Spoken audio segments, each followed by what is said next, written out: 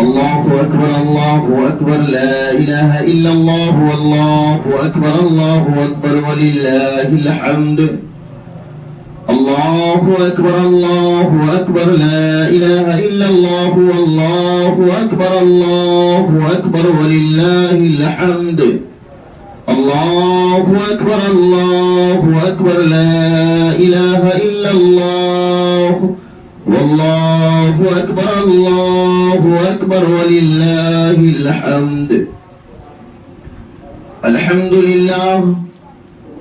لله نحمده ونستعينه ونستغفره ونؤمن به ونتوكل عليه ونعوذ بالله من شرور أنفسنا ومن سيئات أعمالنا من يهده الله فلا مضل له ومن يضلله فلا هادي له ونشهد أن لا إله إلا الله وحده لا شريك له ونشهد أن سيدنا محمدا عبده ورسوله صلى الله عليه وعلى آله وأصحابه وبارك وسلم تسليما كثيرا كثيرا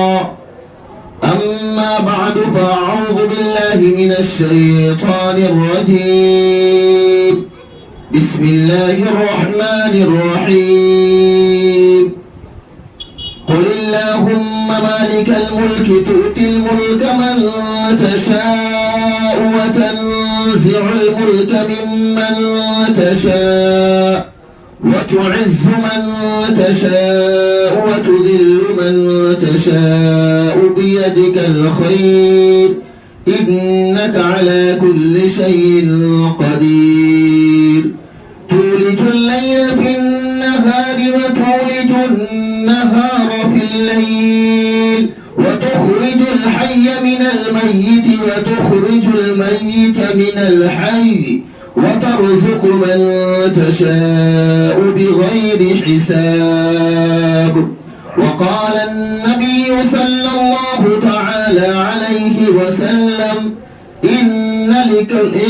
لكل قوم عيدا وهذا عيدنا أو كما قال عليه الصلاة والسلام صدق الله المولانا العظيم وصدق رسوله النبي الأمين المتين الكريم ونحن على ذلك لمن الشاهدين والشاكرين والحمد لله رب العالمين. عزیزان گرامی، قابل احترام حاضرین مجلس، السلام علیکم ورحمۃ اللہ وبرکاتہ. عزیزان گرامی، اللہ جل جلالہ اما نوالہ کا بے انتہا فضل ہوا، اس کا کرم ہوا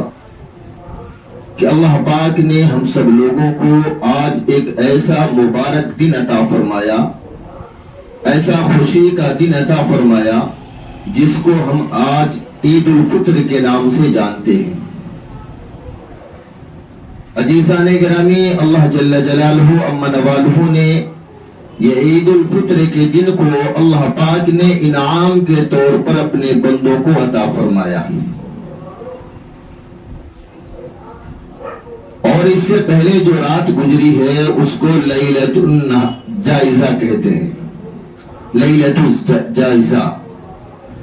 لیلۃ الجائزہ اس رات کو کہتے ہیں، یعنی انعام والی رات. اس رات میں اللہ پاک اپنے فرشتوں کے ساتھ پہلے آسمان پہ پہنچتے ہیں اور فرماتے ہیں کہ اے میرے فرشتوں، میرے بندوں نے یہ 30 دن تک مزدوری کی ہے، میرے بندوں نے میری 30 دن تک مزدوری کی ہے، میری وجہ سے پورا پورا دن بھوکا پیاسا رہنا پسند کیا ہے. اس میرے بندے کو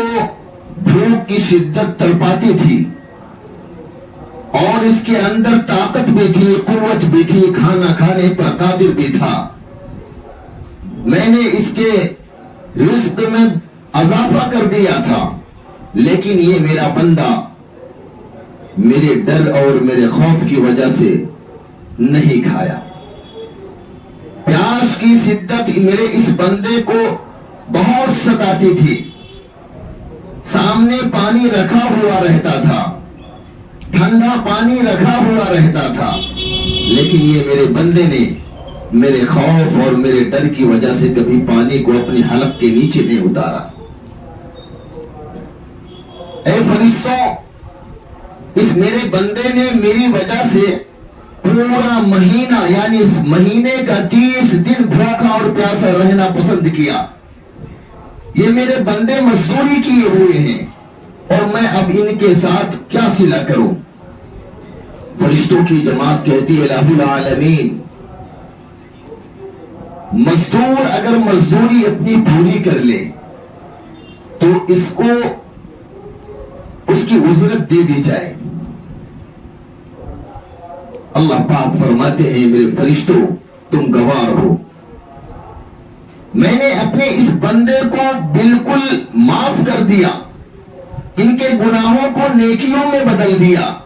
ان کے سیئات کو حسنات سے مبدل کر دیا۔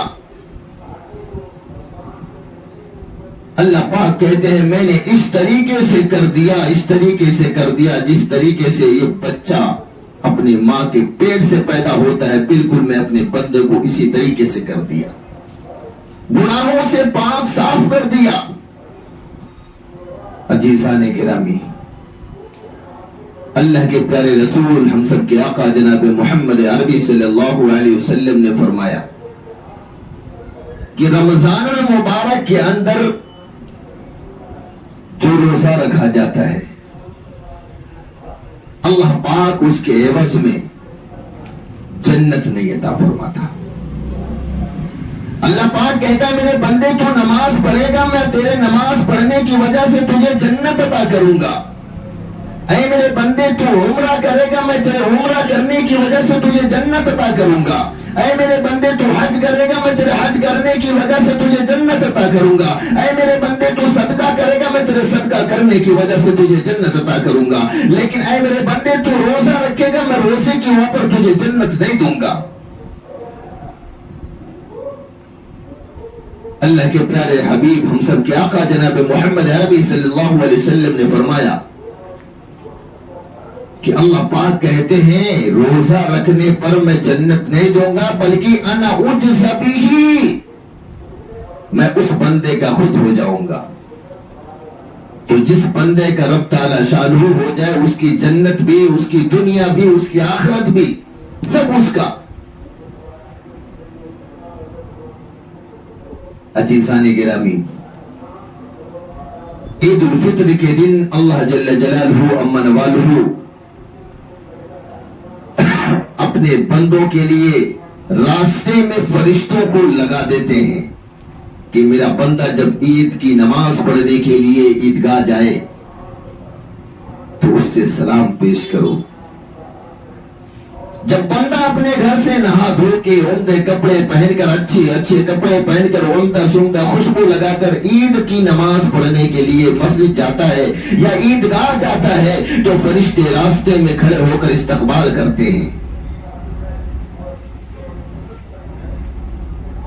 عزیزان گرامی، آج اللہ پاک نے یہ جو دن عطا فرمایا ہے یہ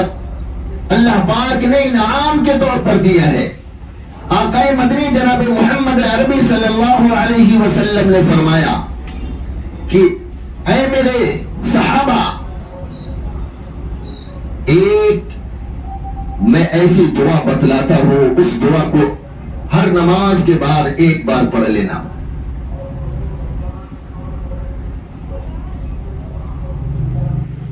اور وہ دعا ایسی دعا ہے کہ اس دعا کو پڑھنے کے بعد اللہ کا ذکر، اللہ کا شکر اور اللہ کی عبادت کے بارے میں ہے۔ یہ عید کی نماز بھی سب سے پہلے ہم کو یہ یاد دلاتی ہے کہ اللہ کا ذکر ہے۔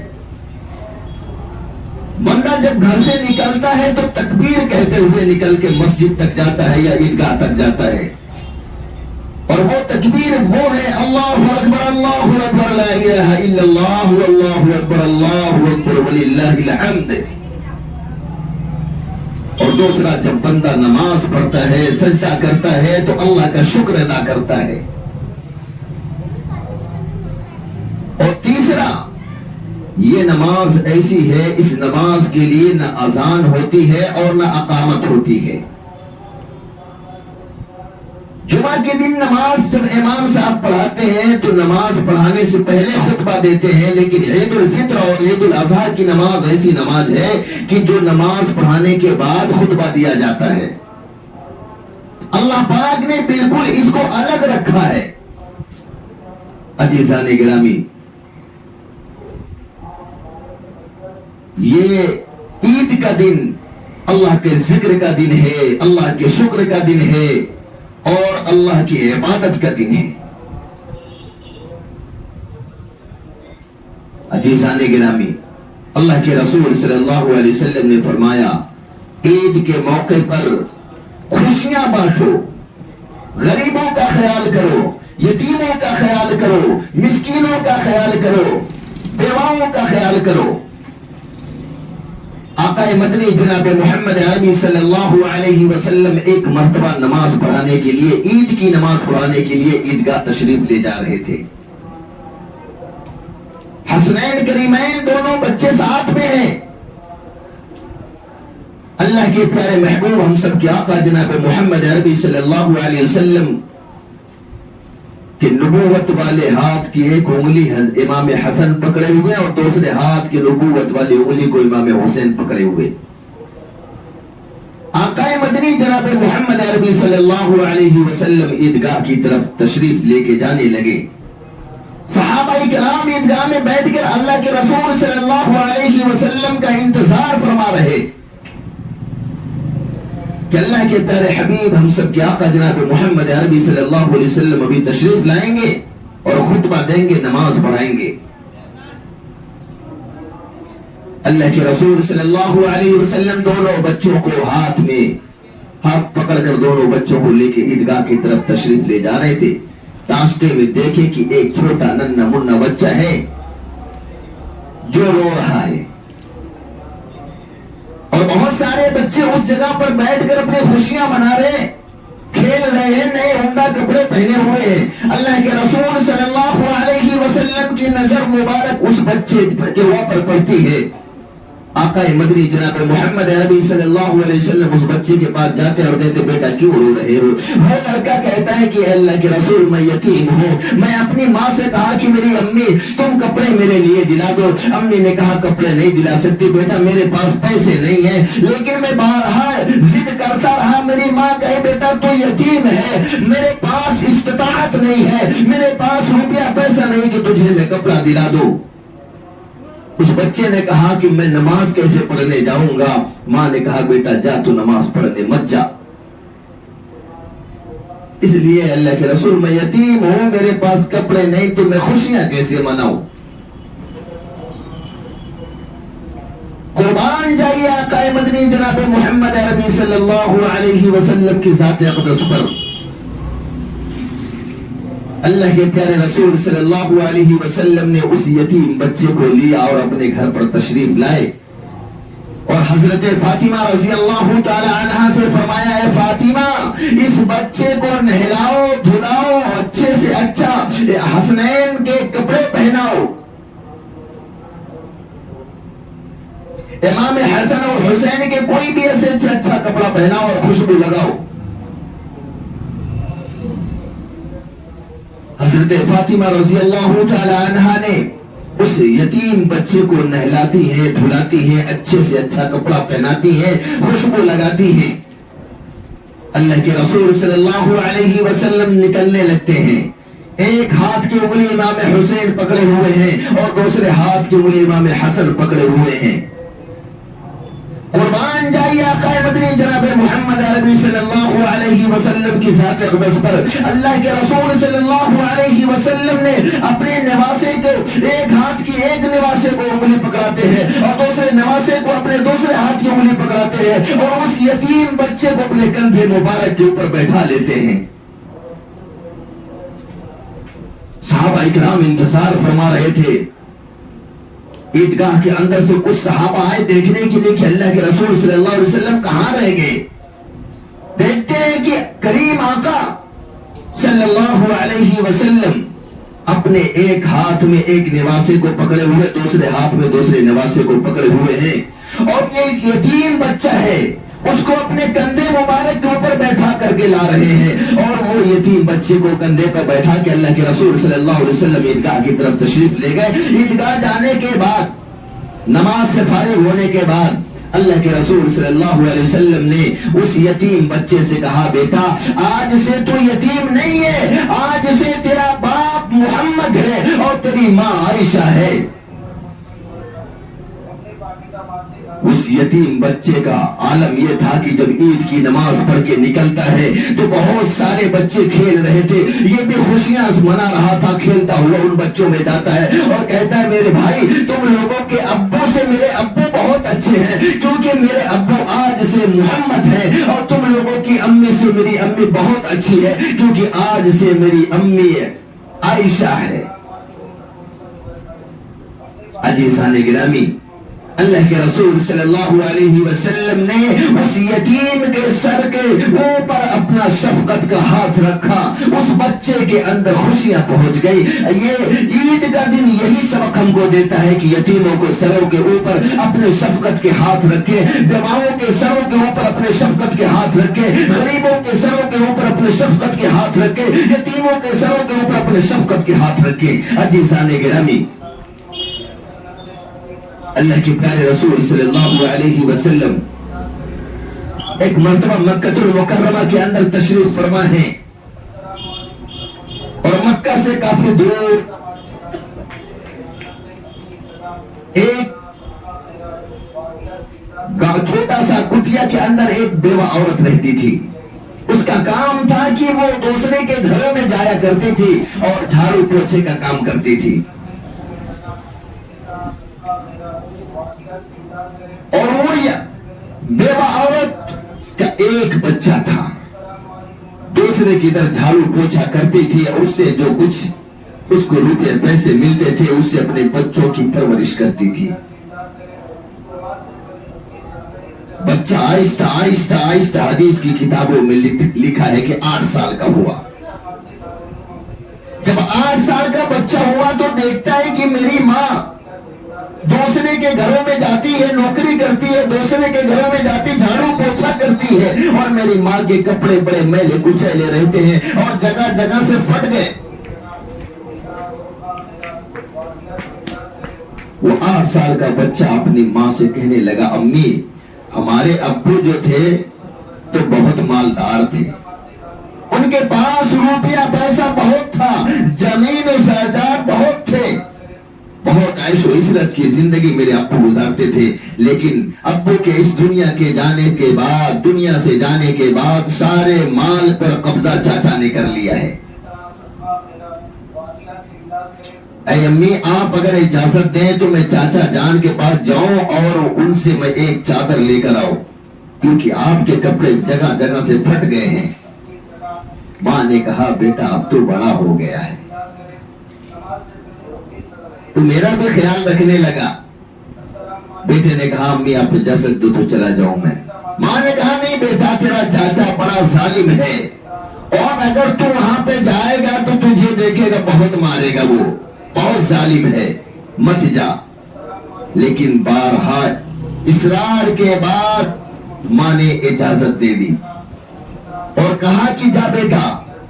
لیکن اگر تیرا چاچا مارے گا تو بھاگ جانا، بھاگتے ہوئے چلے آنا. اس نے کہا، نہیں امی وہ چاچا ہے، کتنا بھی تو اپنا خون ہے، وہ ماریں گے نہیں. عزیزان گرامی، وہ 8 سال کا ننھا منھا بچہ اپنے گھر سے نکلتا ہے اور اپنی چچا کے گھر پہنچتا ہے تو دیکھتا کیا ہے کہ میرا چاچا کافی دوستوں کے ساتھ بیٹھے ہوئے ہیں اور شراب سارے کے سارے نوش فرما رہے ہیں. عزیزان گرامی، وہ جب بچہ پہنچتا ہے اور جب دیکھا اپنے چچا کو، اس نے کہا، چچا میں آپ کا بھتیجا ہوں اور میں زمین جائیداد مانگنے نہیں آیا، میں روپیہ پیسہ مانگنے نہیں آیا، میں صرف آپ کے پاس آیا ہوں، ایک چادر آپ دے دو تاکہ میں اپنی ماں کے جسم کو ڈھانک سکوں۔ میری ماں ایک ہی کپڑا پہنی ہے، وہ بھی کئی جگہوں پہ پھٹ گئے ہیں۔ چچا نے اتنا سنا اور وہ تو نشے کی حالت میں تھا ہی، کھڑا ہوا اور اپنے بھتیجے کو دوڑا کے مارنے لگا۔ حدیث کی کتابوں میں لکھا کہ زمین کے اوپر پٹخ کے مارنے لگا، اتنا مارا اس 8 سال کے یتیم بچے کو کہ پورے جسم لہو لہان ہو گئے۔ وہ بچہ بے تحاشا روتا ہوا بھاگ رہا، یا اماں کی صدائیں لگاتا ہوا بھاگ رہا ہے، اور اس کا چاچا پیچھے سے دوڑا کے مار رہا ہے، زمین کے اوپر پٹخ کے مار رہا ہے۔ وہ یتیم بچہ یا اماں کی صدائیں لگاتا ہوا بھاگ رہا ہے، اور اس کا چچا پیچھے سے ایک بھاری پتھر اٹھاتا ہے اور واپس اس کے اوپر کھینچ کے مارتا ہے۔ اس بچے کے سر کے اوپر لگتا ہے اور سر پھوٹ جاتا ہے اور خون کے پھوارے نکلنا شروع ہو جاتے ہیں۔ وہ 8 سال کا یتیم بچہ یا اماں کی صدائیں لگاتا ہوا بھاگ رہا ہے۔ کافی دور پہنچنے کے بعد جب روتا ہوا جا رہا تھا تو راستے میں ایک شخص ملا، اس نے اس بچے کو روکا، بولا بیٹا کیا ہوا، تمہاری یہ حالت کون کر دیا؟ اس نے کہا بھائی میرے چچا نے مجھے بہت مارا ہے، میں اپنے چچا کے پاس گیا تھا ایک چادر لینے کے لیے تاکہ میں اپنے ماں کے جسم کو ڈھک سکوں، وہ میرے کپڑے مار کے میرے کپڑے پھاڑ دیے۔ میرے چچا نے تو مجھے چادر نہیں دی بلکہ مجھے دوڑا کے مارا ہے، مجھے زمین کے اوپر پٹخ کے مارا ہے اور پیچھے سے پتھر پھینک کے مارا ہے، میرا سر پھوٹ گیا، یہ لوہو لوہان جو خون دکھ رہا ہے یہ اسی پتھر کے لگنے کی وجہ سے میرے سر سے نکل رہا ہے۔ وہ آدمی کہنے لگا بھائی تم کو مکے کے اندر کوئی چادر نہیں دے گا، ایک کام کرو، مکے میں کعبہ شریف کے پاس چلے جاؤ، اور کعبہ شریف کے پاس جاؤ گے تو ہاں ایک محمد نام کے آدمی ملیں گے، اس محمد نام کے آدمی کے پاس چلے جاؤ، وہ تم کو چادر دے دیں گے تمہاری امی کے لیے۔ وہ کہنے لگا نہیں میں ابھی اپنی امی کے پاس جاؤں گا، میں ابھی اپنے گھر کے پاس جاؤں گا، اپنے گھر پہ جاؤں گا۔ وہ لڑکا روتا ہوا دوڑتا ہوا یا اماں کی صدائیں لگاتا ہوا اپنے گھر کی طرف دوڑ لگاتا ہوا جا رہا تھا۔ اس ماں کے دل کو بھی احساس ہوا، کہتے ہیں ماں کے دل کو احساس ہو جاتا ہے، اگر بچے کے دل میں ذرہ برابر تکلیف ہوتی ہے، بچے کو بخار ہو جائے، بچے کی طبیعت خراب ہو جائے تو ماں کے دل کو احساس ہو جاتا ہے۔ اگر بچہ سعودی دبئی کے اندر رہتا ہو اور ماں ہندوستان کے اندر رہتی ہو، بچے کی طبیعت وہاں پر خراب ہو جائے تو ماں کو ہندوستان کے اندر اس کے دل کے اندر احساس ہو جاتا ہے۔ وہ بچہ یا اماں کی صدائیں لگاتے ہوئے جا رہا تھا، ادھر سے اینا ابنی کی صدائیں لگا کر اس کی ماں دوڑ کے آ رہی تھی، دونوں راستے میں ملتے ہیں۔ وہ اپنے بچے کو گود میں اٹھاتی ہے اور کہتی ہے بیٹا میں نے منع کیا تھا نا تم اپنے چچا کے پاس مت جانا، تیرا چچا بڑا ظالم ہے۔ اس نے کہا ہاں امی میں گیا تھا، صرف میں نے کہا چچا ایک چادر دے دو میں اپنے امی کے جسم کو ڈھانک سکوں، وہ چچا مجھے دوڑا کے مارے ہیں اور مجھے زمین کے اوپر پٹخ کے مارے ہیں، مجھے دوڑا کے مارے اور پیچھے سے پتھر اٹھا کر میرے سر پہ مار دیے ہیں، یہ خون اس سر سے نکل رہا ہے۔ ماں نے کہا بیٹا میں منع کر رہی تھی، تیرا چچا بڑا ظالم ہے۔ اس بچے کو اس کی ماں نے گود میں اٹھایا اور اپنے گھر پر لائی، سارے زخموں کو دھلا، صاف کیا، دوسرے کپڑے پہنائے اور کہا بیٹا اب آئندہ اپنے چچا کے پاس مت جانا۔ اس نے کہا امی اب تو میں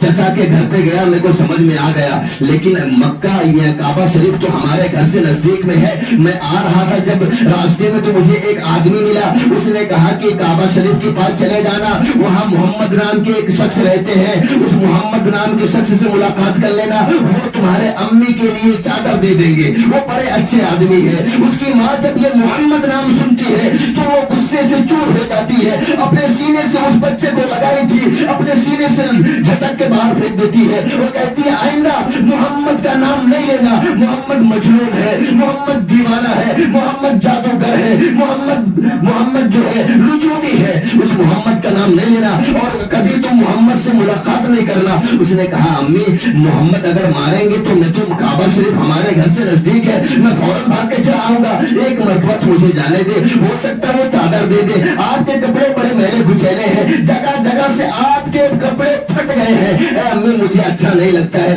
ایک مرتبہ اجازت دے دے۔ بار بار اصرار کے بعد ماں نے کہا اچھا ٹھیک ہے، لیکن جا، اگر محمد تجھے کچھ کہیں گے تو ماننا نہیں، محمد تجھ سے بات کریں گے تو ماننا نہیں، محمد تیرا دھرم پریورتن کریں گے تو ماننا نہیں، محمد تیرے دھرم کے بارے میں پوچھیں گے تو سننا نہیں، محمد اگر کہیں گے تو کلمہ پڑھ لے، پڑھنا نہیں۔ اس نے کہا ٹھیک ہے، میں کچھ نہیں کہوں گا، میں کچھ نہیں سنوں گا، صرف بولوں گا چادر دے دو، اگر دے دیے تو لے کر آ جاؤں گا، اور اگر ماریں گے تو بھاگ کر گھر پہ آ جاؤں گا، کیونکہ گھر میرا نزدیک ہے۔ ماں نے اجازت دے دیا۔ وہ 8 سال کا بچہ کہتا ہے میں جب کعبہ شریف کے پاس پہنچا تو میں نے کعبہ شریف کے 1 چکر لگائے، 2 چکر لگائے، 3 چکر لگائے، ہر چکر میں میری نظر ایک شخص کے اوپر جا رہی تھی، اس کا چہرہ بڑا خوبصورت تھا، اس کے چہرے سے بڑی نورانیت ٹپک رہی تھی، میں سمجھ رہا تھا یہی محمد ہوں گے۔ میں نے تیسرا چکر لگایا، میری نظر اسی شخص کے اوپر ٹکٹکی باندھ کے دیکھ رہی تھی، میں نے چوتھا چکر لگایا، 5 چکر لگایا۔ حدیث کی کتابوں میں لکھا ہے کہ وہ بچہ بولا میں نے خانے کعبہ کا 7 چکر لگایا، اور 7 مرتبہ میری نظر اسی کے اوپر جا رہی تھی کہ ہو نہ ہو یہی محمد ہے، کیونکہ ان کا چہرہ بڑا خوبصورت ہے، ان کا چہرہ بڑا معصوم ہے۔ اللہ نے قرآن میں بھی اللہ کے اپنے محبوب نبی حضرت محمد صلی اللہ علیہ وسلم کے چہرے کے بارے میں بتلا دیا۔ اللہ نے قرآن کے اندر کہا وضحیٰ، اللہ نے اپنے محبوب کے چہرے کو وضحیٰ کہا ہے، اپنے محبوب کے زلفوں کو واللیل کہا ہے۔ اللہ کے رسول صلی اللہ علیہ وسلم جو اس خانے کعبہ کے اندر بیٹھے تھے، وہ 8 سال کا بچہ 7 چکر لگایا اور اس کی نظر اسی شخص کے اوپر جا رہی تھی۔ اس نے کہا ہو نہ ہو یہی محمد ہے۔ وہ 8 سال کا بچہ پیچھے سے جاتا ہے اور اپنے ننھے منھے ہاتھ کو اللہ کے رسول صلی اللہ علیہ وسلم کے پیٹھ مبارک کے اوپر رکھتا ہے اور کہتا ہے این محمد۔ اللہ کے رسول صلی اللہ علیہ وسلم پیچھے مڑ کر کہتے ہیں نعم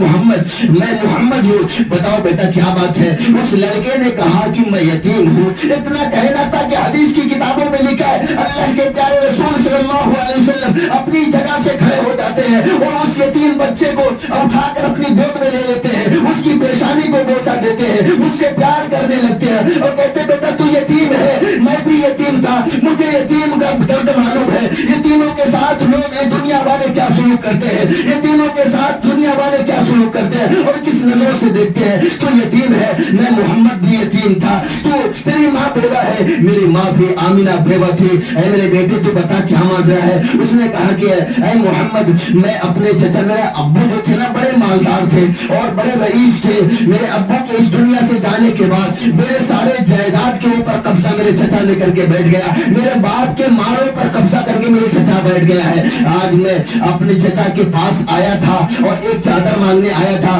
میں زمین جائیداد مانگنے نہیں آیا تھا، روپیہ پیسہ مانگنے نہیں آیا تھا، میں آیا تھا کہ ایک چادر دے دو۔ میرے ماں کے کپڑے جگہ جگہ سے پھٹ گئے ہیں، میرے ماں کے کپڑے بڑے میل کچیلے ہیں، میری ماں دوسرے کے گھروں میں جاتی ہے، جھاڑو پوچھا کرتی ہے اور اس سے تھوڑے پیسے جو ملتے ہیں وہ میرے اوپر خرچ کر دیتی ہے، اپنے لیے کپڑے نہیں لاتی ہے۔ میں آیا تھا اپنے چچا کے پاس ایک چادر مانگنے کے لیے، میرے چچا نے چادر نہیں دی، مجھے دوڑا دوڑا کے مکے کے اندر مارا ہے، زمین کے اوپر پٹک پٹک کے مجھے مارا ہے اور میرے پیچھے سے پتھر پھینک کے میرے سر پہ مارا، میرے سر سے خون کے فوارے نکلنے لگے اور میں اپنے گھر پہ گیا تھا۔ میری ماں نے مجھے میرے زخموں کو دھلا ہے، مرہم پٹی کی ہے، میں نے اپنی ماں سے اجازت لے کے آپ کے پاس آیا ہوں، اے محمد مجھے ایک چادر دے دو، میں اپنے ماں کے جسم کو چھپا سکوں۔ اللہ کے رسول صلی اللہ علیہ وسلم نے حدیث کی کتابوں میں لکھا ہے کہ اس یتیم بچے کو نیچے اتارتے ہیں اور اس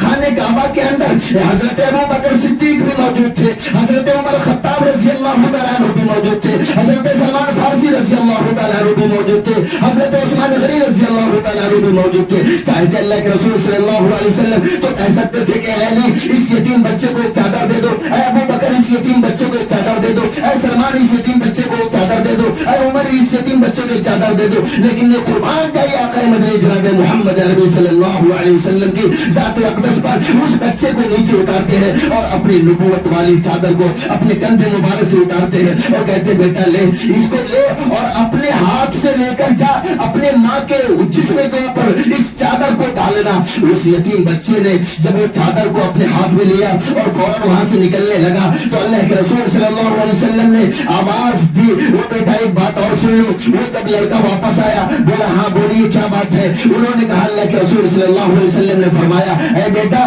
तो ये चादर लेके जाके अपनी माँ के ऊपर खुद अपने हाथों से डालना और इसके बाद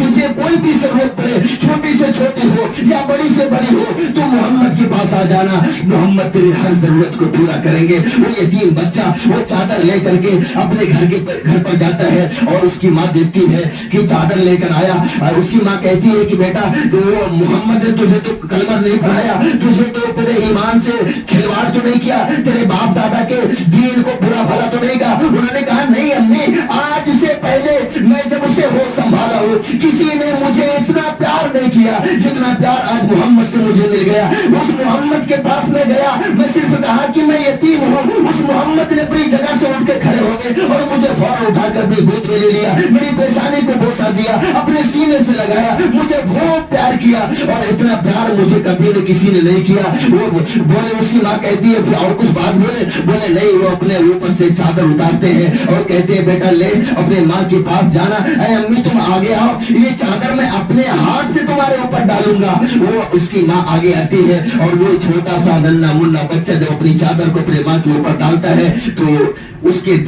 माँ के दिल के अंदर एक अजीब नूर दाखिल होता है। वो कहती है उसकी माँ बेटा अभी मुझे भी मोहम्मद के पास लेके चल, अभी मुझे मोहम्मद के पास लेकर चल, देर ना हो जाए क्योंकि मोहम्मद का दीन ही सच है। वो मोहम्मद सल्लल्लाहु अलैहि वसल्लम के पास अपनी अम्मी को लेके आता है और कहता है कि अल्लाह के रसूल सल्लल्लाहु अलैहि वसल्लम आपने तो मुझसे कभी ये नहीं पूछा कि तुम्हारा धर्म क्या है, तुम्हारी जात क्या है। अल्लाह के रसूल हम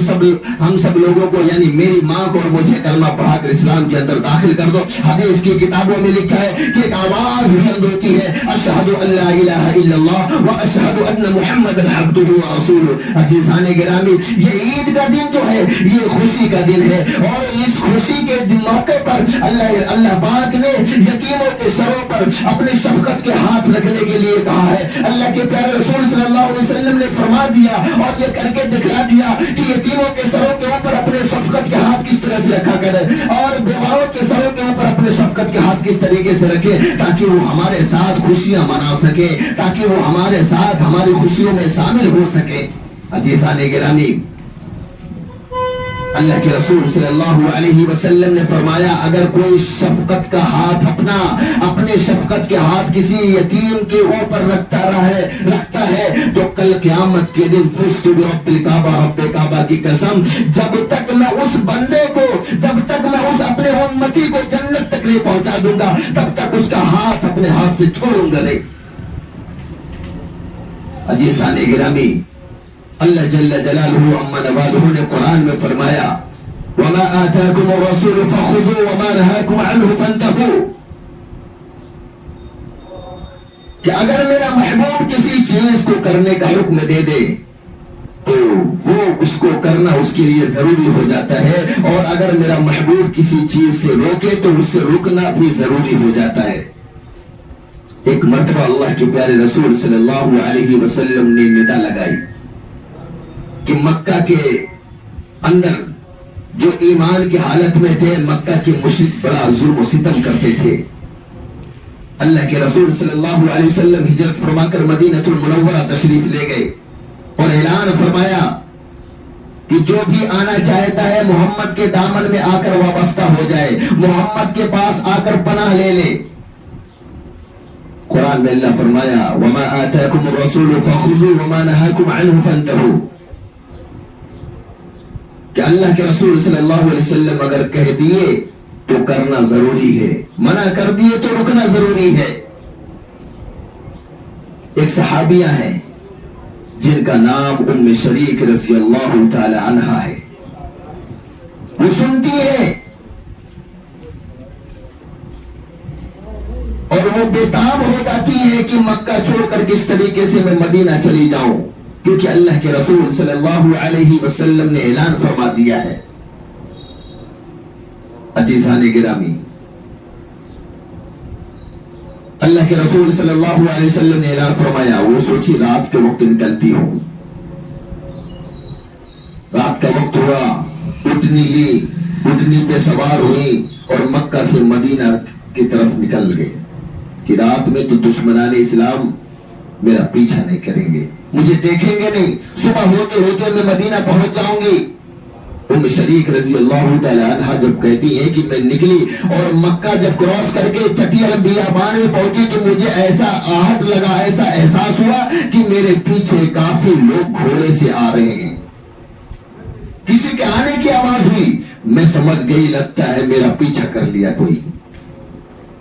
حدیث کی کتابوں میں لکھا ہے کہ وہ چٹیل میدان کے اندر مکہ کے بڑے بڑے ظالم، مکہ کے مشرک ام شریک رضی اللہ تعالی عنہ کو روک لیتے ہیں اور کہتے ہیں تو کہاں جا رہی ہے؟ مکہ چھوڑ کے تو کہاں جا رہی ہے؟ ہم تجھے جانے نہیں دیں گے، ہم تجھے اتنا ماریں گے کہ مارتے مارتے تیری جان نکال لیں گے۔ ام شریک رضی اللہ تعالی عنہ کہتی ہیں میرے بھائی اب تو میرا قدم نکل چکا ہے اور اللہ کے رسول صلی اللہ علیہ وسلم کا اعلان ہو چکا ہے، میں نہیں رک سکتی، تم ظالم جتنا مجھے مارنا چاہو مار لو۔ میرے ام شریک کے پاس اللہ پاک نے ایک ہی جان دی ہے، اللہ پاک 100 جان دیتا تو قربان تھا۔ مکہ کے جو ظالم تھے وہ مارنا شروع کر دیتے ہیں، اتنا مارتے ہیں کہ لہو لہان کر دیتے ہیں۔ ام شریک رضی اللہ تعالی عنہ فرماتی ہیں کہ لوگوں نے کہا مار ڈالو، یہ پہاڑی سے نیچے جاؤ، کھڈا کھودو اور اس میں سے ڈھکیل دو اس کو۔ لوگوں نے کہا ایسا مت مارو، اس کے ہاتھ میں ہتھکڑی اور پیر میں بیڑیاں باندھو اور اس پہاڑ سے نیچے ڈھکیل دو، نیچے چلی جائے گی، اس کو نہ کھانے کو ملے گا نہ پینے کو ملے گا، یہ نیچے سے آواز بھی لگائے گی، اوپر اسے کوئی سننے والا نہیں۔ یہ بات لوگوں کے سمجھ میں آئی۔ حدیث کی کتابوں میں لکھا ہے کہ ظالم جو تھے ہاتھوں میں ہتھکڑیاں اور پیروں میں بیڑیاں باندھ کر اور کمر سے لے کے پٹا باندھ دیے اور پہاڑ سے نیچے ڈھکیل دیے، کھالی کے اندر چلی گئی، وہ ظالم چلے گئے۔ وہ اپنے رب سے اپنے لو کو لگاتی اور کہتی کہ اے الہ العالمین،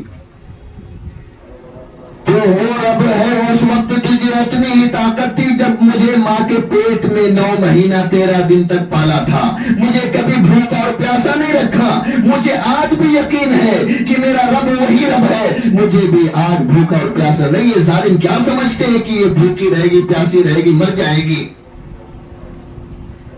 ان ظالموں کو کیا معلوم کہ 9 مہینہ 13 دن تک ماں کے پیٹ میں رکھا، وہاں کھلانے والا کون تھا؟ ان اللہ علی کل شیء قدیر، میرا رب تو وہ رب ہے جو ہر چیز پر قدرت رکھتا ہے۔ ام شریک رضی اللہ تعالی عنہ فرماتی ہیں اتنا میں نے اپنے رب سے اپنے لو کو لگایا اور میں آسمان کی طرف نظریں اٹھا کر دیکھی تو ایک وہاں سے مٹکا آ رہا تھا اور آہستہ آہستہ میرے سامنے آ رہا تھا، میں ڈر رہی تھی کہیں میرے اوپر نہ گر جائے، لیکن میرے منہ کے پاس آیا کیونکہ میرے ہاتھوں میں ہتھکڑیاں لگی تھی اور پیروں میں بیڑیاں باندھے تھے اور میرے کمر کو اور پٹے سے لے کر کے ہاتھوں کو باندھ دیے تھے، میں جنبش بھی نہیں کر سکتی تھی۔ وہ مٹکا آیا اور میرے منہ کے پاس آ کے لگ گیا، میں نے پینا شروع کر دیا، اس میں پانی تھا اور ایسا پانی تھا کہ دودھ سے زیادہ سفید تھا، شہد سے زیادہ میٹھا تھا، برف سے زیادہ ٹھنڈا تھا۔ وہ ایسا پانی میں نے ام شریک رضی اللہ تعالیٰ عنہ فرماتی میں نے پوری زندگی نہیں پیا، اور پینے کے بعد مجھے میرے بدن کے اندر اتنی قوت اور اتنی طاقت آئی کہ میں تھوڑی سی جنبش کی، میرے کمر میں جو پٹے باندھے ہوئے تھے وہ پٹے ٹوٹ کر ریزہ ریزہ ہو جاتے ہیں، میرے ہاتھوں میں ہتھکڑیاں لگی تھی، میں نے ہلکا سا جنبش کیا، ہتھکڑیاں ٹوٹ کر الگ ہو گئی، پیروں میں جو ظالم بیڑیاں باندھے تھے اپنے پیروں کو ہلکا سا ہلاتی ہو، اس کے بعد وہ بیڑیاں ٹوٹ کر الگ ہو جاتی ہے، اور اللہ پاک نے اس پانی پینے کے بعد میرے اندر اتنی طاقت دے دی ہے، میں اتنے نیچے پہاڑ پہ اوپر چڑھتے ہوں، اور وہ پہاڑ پہ اوپر چڑھنے کے بعد پیدل پھر وہاں سے لے کر مدینہ المنورہ پہنچی، اللہ کے رسول صلی اللہ علیہ وسلم کی عدالت میں پہنچی، اللہ کے رسول صلی اللہ علیہ وسلم سے سارا واقعہ واقعہ بیان کیا اور فرمانے لگی کہ اے اللہ کے رسول صلی اللہ علیہ وسلم، مکہ کے ظالم اور مشرک جو تھے وہ میرے اوپر ظلم و ستم کیے، راستہ روکے اور میرے ہاتھوں میں ہتھکڑیاں باندھ دی، پیروں میں بیڑیاں باندھ دی اور میرے کمر سے لے کے پٹے باندھ دیے، مجھے پہاڑ سے نیچے کھائی کے اندر ڈھکیل دیے۔ وہ ظالم کہہ رہے تھے اس کو کھانا نہیں ملے گا، اس کو پینا نہیں ملے گا، یہ مر جائے گی، یہ آواز دے گی، ندا لگائے گی، نیچے سے اوپر کوئی سننے والا نہیں ہوگا۔ لیکن میں اپنے رب سے تعلق رکھتی ہوں، میں اپنے رب سے التجا کرتی تھی کہ میرا رب، مجھے یقین تھا ان اللہ علی کل شیء قدیر، کہ میرا اور تیرا رب وہ رب ہے جو ہر چیز پر قدرت رکھتا ہے، جو رب نہ ماں کے پیٹ میں 9 مہینہ 13 دن تک پال سکتا ہے، کھانے کا انتظام کر سکتا ہے، پینے کا انتظام کر سکتا ہے اور اس کے اندر سانس لینا بھی انتظام کر سکتا ہے، وہ رب مجھے یہاں تو دنیا کے اندر کیا کھلانے پلانے کی بات کرتے ہو، جو ماں کے پیٹ میں کھلا پلا سکتا ہے۔ میرا توکل تھا، بھروسہ تھا کہ اللہ مجھے ضرور ضرور مجھے ان چیزوں سے نجات دلائے گا۔ اللہ کے رسول صلی اللہ علیہ وسلم ہوا یوں، میں رب کے سامنے ہاتھ اٹھا کر التجا کر رہی تھی اور وہ آسمان سے ایک مٹکا آیا، ایک ڈول آئی اور میرا ہاتھ بتا ہوا تھا، میرے ہاتھ میں ہتھکڑی لگی ہوئی تھی اور پیروں میں بیڑیاں لگی ہوئی تھی، کمر پہ پٹے بندھے ہوئے تھے، اور وہ جب آیا مٹکا میرے سامنے میرے منہ کے قریب آیا اور اس کے اندر پانی، ایسا پانی تھا کہ جو دودھ سے زیادہ سفید تھا، شہد سے زیادہ میٹھا تھا اور برف سے زیادہ ٹھنڈا تھا۔ میں نے اس پانی کو جب پیا اللہ کے نبی، اس کے بعد میرے اندر اتنی قوت آ گئی، اتنی طاقت آ گئی کہ میں اپنی بدن کو ہلکا سا جنبش دیتی ہوں، پٹے ٹوٹ کے ریزہ ریزہ ہو جاتے ہیں، ہاتھ کو جنبش کرتی ہوں، ہتھکڑیاں ٹوٹ کر الگ ہو جاتی ہے اور پیر کو تھوڑا سا ہلاتی ہوں، وہ جو بیڑیاں لگائے تھے بیڑیاں ٹوٹ کر الگ ہو گئی اور میں نیچے سے لے کے پہاڑ کے اوپر چڑھی اور وہاں سے لے کے مدینہ تک پیدل آتی ہوں۔ اللہ کے رسول ابھی تک مجھے پیاس نہیں لگی۔ اللہ کے رسول صلی اللہ علیہ وسلم کی ذات اقدس پر قربان جائیے، انہوں نے فرمایا اے ام شریک، اگر تو اس پانی کو پینے کے بعد پوری دنیا کا چکر لگا لیتی تجھے پیاس نہیں لگتی۔ عزیزان گرامی، اللہ کے نبی صلی اللہ علیہ وسلم نے فرمایا اے ام شریک، تیرا توکل جو اللہ کے اوپر، بھروسہ جو اللہ کے اوپر ہے، یہ چیز اللہ نے اس کی وجہ سے تیری مدد کی ہے۔ اللہ کے رسول صلی اللہ علیہ وسلم نے فرمایا کہ سب سے پہلے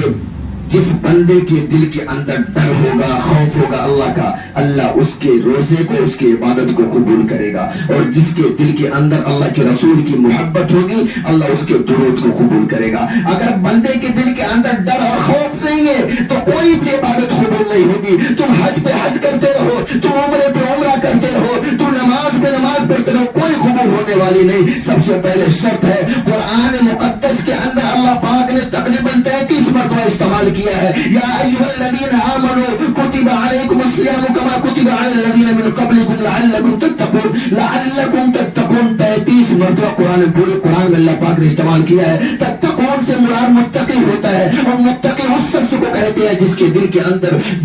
کے اندر اللہ کا خوف اور اللہ کا ڈر آ جائے، اس کو متقی کہتے ہیں۔ عزیزان گرامی، اللہ جل جلالہ و منوالہ ہم سب لوگوں کو کہنے سننے سے زیادہ عمل کی توفیق نصیب فرمائے۔ اللہ اپنی محبت اور اپنے پیارے حبیب جناب محمد عربی صلی اللہ علیہ وسلم سے سچی پکی محبت کرنے والا بنائے۔ وما علینا الا البلاغ۔